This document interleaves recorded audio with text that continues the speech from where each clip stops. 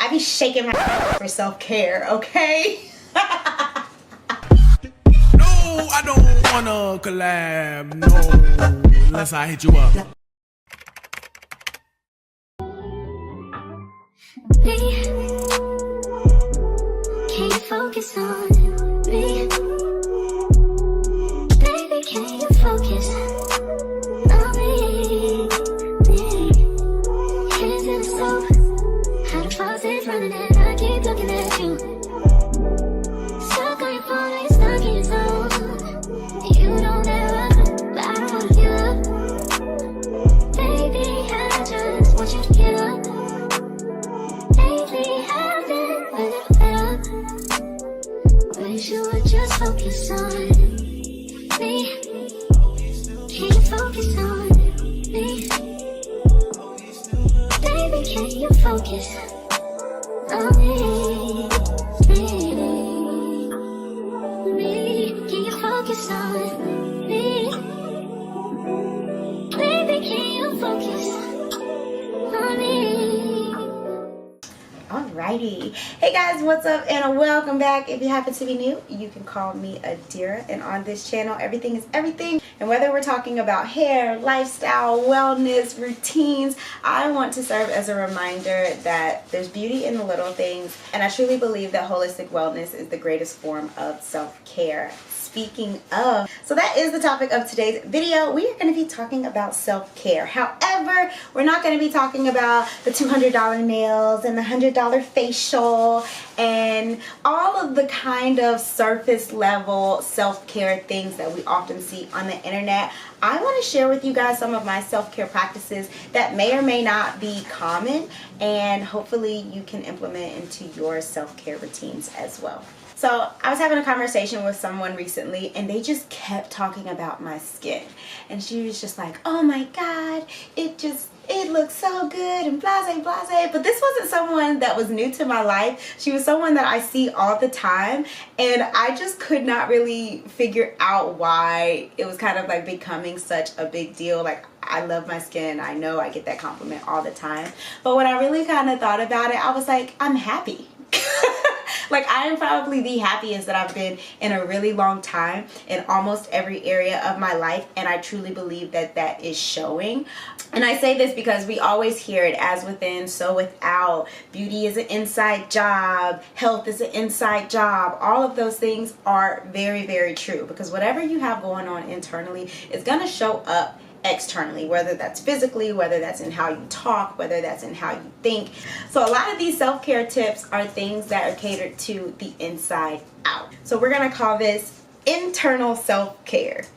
I like that. So I do have to take the time to give a shout out to Black Girl Vitamins for sponsoring today's video. This is a collaboration that I was super excited with because I was familiar with the brand, and having the opportunity to work with them just means a lot to me. It's always been really important for me to work with brands that actually, number one, care about their customers, care about the environment, are sustainable, and that align with me as an individual. As a woman and as a Black woman, I have always wanted to turn more attention to companies, brands, and products that are made for us and by us. So this really meant a lot to me to accept this collaboration. So the very first thing that I think I've learned is super important to my personal self-care is to slow down. I naturally am a pretty hyperactive, high energy, a little bit anxious person, and that can show up in a lot of ways in my life.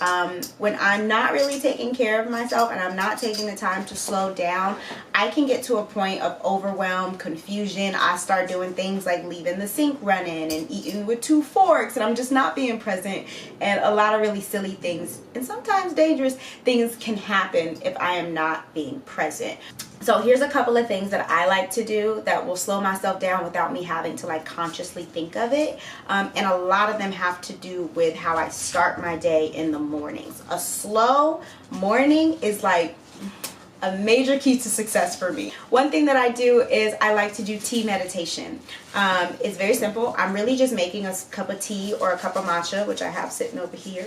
But when I'm doing it, I'm not doing anything else. I'm not on my phone. I'm not trying to like multitask while the tea is steeping. I am consciously only focused on getting the tea together, picking my herbs, pouring it, letting it steep, and just being in that moment. And that just helps me to slow down. I don't know, it's very relaxing for me. It's very meditative for me, and I really enjoy it. I actually had in one of my Instagram reels, and a couple of people were like, wait a minute, that's an idea.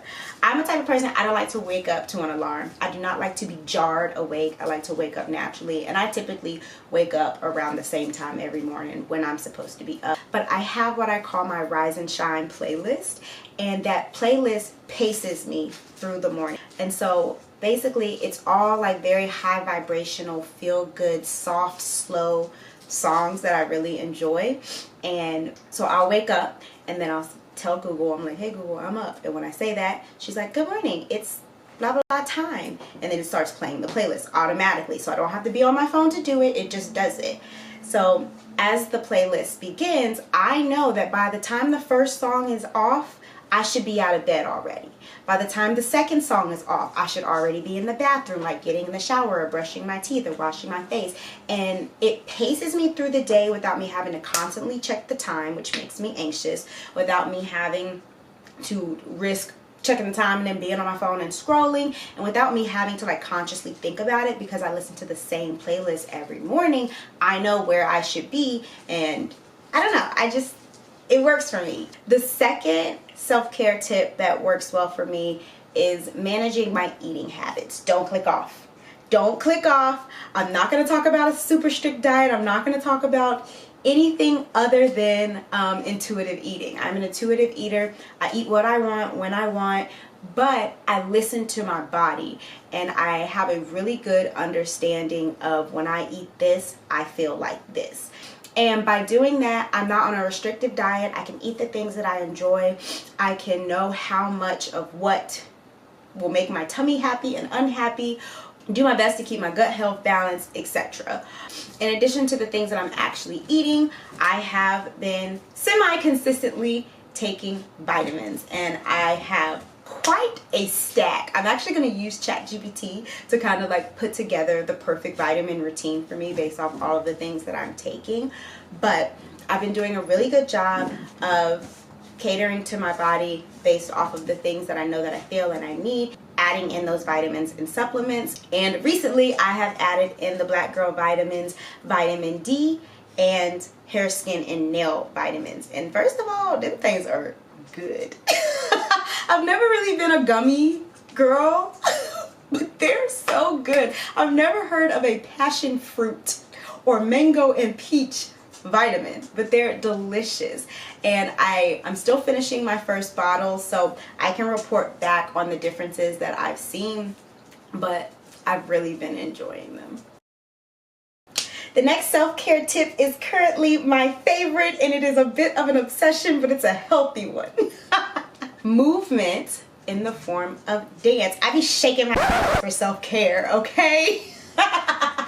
So for the past 4 months, I have been dancing my ass off, and it has made me so happy and feel so free, and I crave it. You know how the gym rats are like, oh, if I don't go to the gym, I don't feel right. I kind of just be like, I know I feel good when I go to the gym, so I'm gonna go to the gym. But I've never experienced like I need to go to the gym to get myself together. Dance has me feeling like I need to go move. I need to go dance. I have to go do some choreo. I have to get on the pole. I have to do something to move my body, or I'm going to go crazy. And dance has truly become therapy for me, and I'm obsessed, and I love it. I even joined a little twerk team, y'all. I don't know how to twerk. Give me a year, okay? Okay.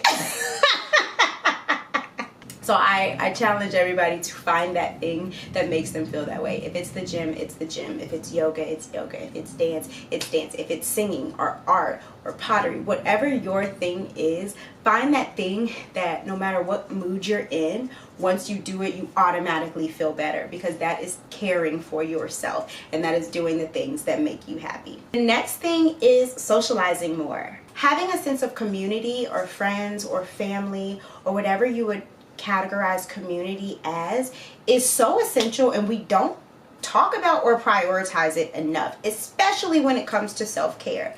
And as much as I convinced myself for a really long time that I don't like making friends. I don't have a lot of friends. I don't this, I don't that. It is essential for me. I am a people person. I convinced myself that I wasn't, but I am a people person. I love people. I love being around different types of people. I love conversating and experiencing people in their authenticity. And now that I am in a space where I'm doing that for me, I have like what I would consider to be a soul tribe. I have friends that take me new places and have new experiences, and I have people that I can lean on, and I have people that I could call if I was in an emergency or I just needed help carrying something up the stairs. And I think I went a really long time without having that. To physically have people, a support system and a community and a tribe. Oh, don't cry.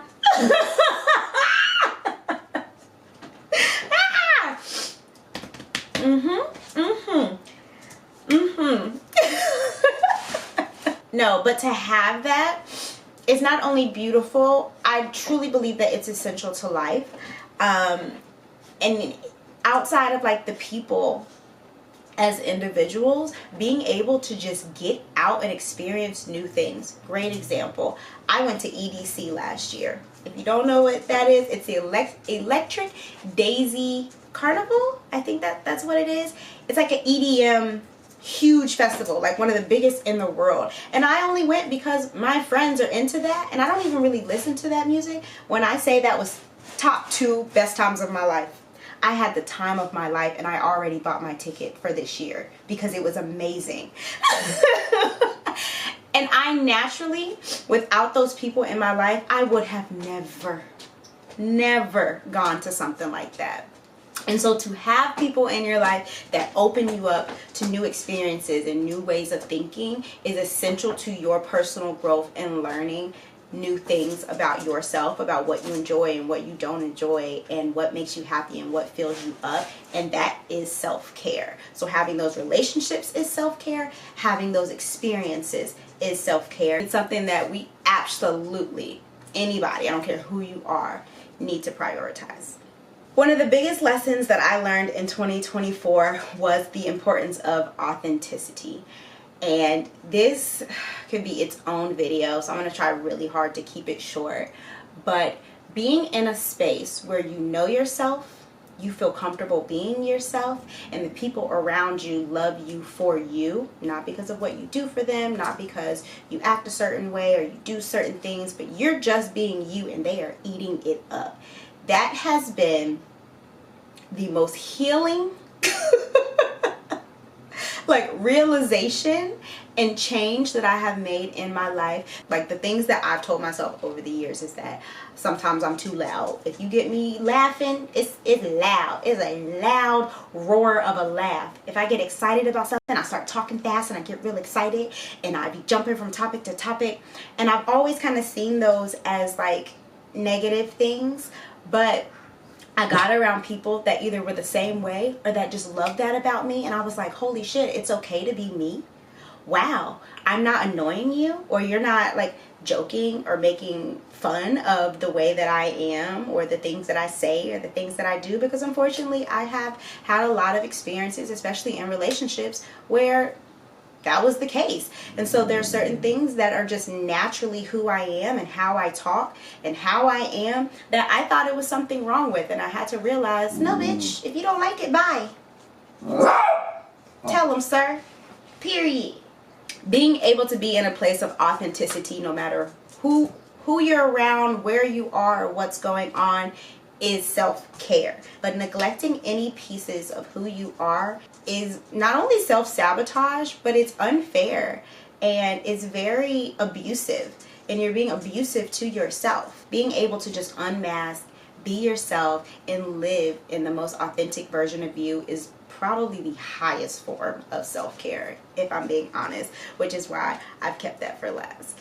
So I hope that some of these were helpful for you. If you have anything that you think would be helpful for anybody else, please, please, please drop them in the comments, okay? How about we drop a purple heart and your favorite self-care practices? But try to make it something that's inside out, whether it's journaling, meditation, getting outside, but something that makes you feel good on the inside and reflects in your self-care journey on the outside. Thank you so much for spending your time and energy to hear me yap. I really hope that you guys enjoyed this video and that some of the tips were helpful for you. As always, you guys, don't forget to check in and subscribe to yourself before you subscribe to me or anybody else. But if you're good and you're good, then you can subscribe to my channel as well. I'll see you next time.